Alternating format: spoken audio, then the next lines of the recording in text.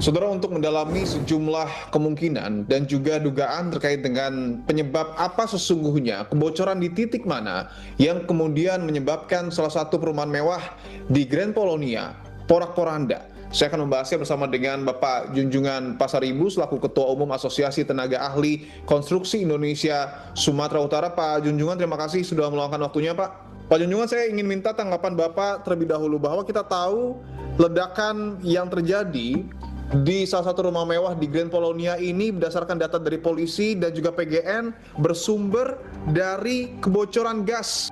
Memang setelah mendengar berita itu, saya pribadi menduga bahwa itu bersumber ada dari tenaga ledakan gas ya. Kenapa bisa terjadi ledakan? Biasanya itu karena ada kebocoran. Kalau di gas itu, kalau kita di satu tempat, satu ruangan, kalau ada mencium bau gas, kalau kita aja korek atau mancis atau rokok, itu bisa menimbulkan api ledakan. Nah, ketika itu terjadi, yang pertama itu sebabnya pasti ada gangguan di pipa saluran ya.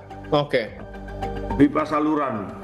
Pipa saluran ini terganggu itu oleh sebab ada pergeseran atau perpindahan oleh orang lain, bukan orang gas ya. Itu satu penyebab. Yang kedua, ketika dipindahkan, meletakkannya itu di mana? Instalasi pipa yang dilakukan PGN ya beberapa tahun yang lalu itu seharusnya yang diperiksa oleh PGN. Keasliannya, apakah Pak, masih seperti sedia kala gitu. Dan yang menarik juga dugaan dari polisi setelah melakukan olah TKP tentu bersama dengan PGN adalah gas tersebut terperangkap, Pak, di lantai 1 dan juga di lantai 2. Seberapa penting sebenarnya ventilasi, Pak, untuk kemudian memitigasi ledakan yang terjadi dan mengakibatkan kehancuran yang begitu parah? Itu biasanya ventilasi rumah-rumah sekarang, gedung-gedung bertingkat, rumah susun, apartemen atau penthouse itu kecil sekali, itu hampir tidak ada. Jadi itu juga mempengaruhi ventilasi yang tertutup. Oleh sebab untuk kenyamanan menggunakan AC, ya rumah-rumah sekarang banyak yang tidak memiliki ventilasi sehingga tidak ada jalan keluar gas ketika ada kebocoran. Apa sesungguhnya mitigasi yang bisa dilakukan PGN untuk betul-betul memastikan proyek strategis nasional ini tetap bisa berjalan tetapi dengan keamanan yang bisa dipastikan kepada masyarakat? Bahwa benarkah pipa itu tahan? Kemudian adakah pemindahan atau yang digunakan orang lain?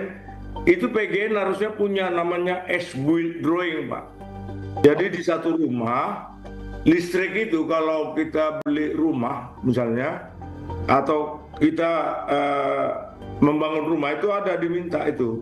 Jadi PGN ini harus melakukan evaluasi total di sana, di lokasi itu, terhadap kebenaran instalasi mereka yang dulu pasang dengan yang ada sekarang. Bagaimana dia, ada perubahan atau tidak?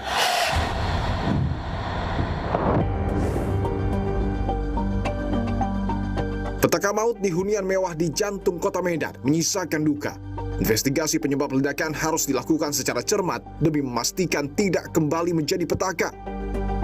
Jaringan energi yang ramah lingkungan dan relatif murah sangat dibutuhkan masyarakat.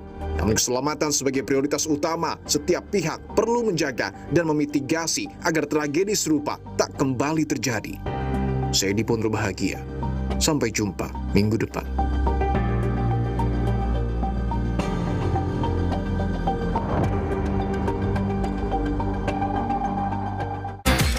Terima kasih Anda telah menyaksikan Lipo Investigasi yang didukung oleh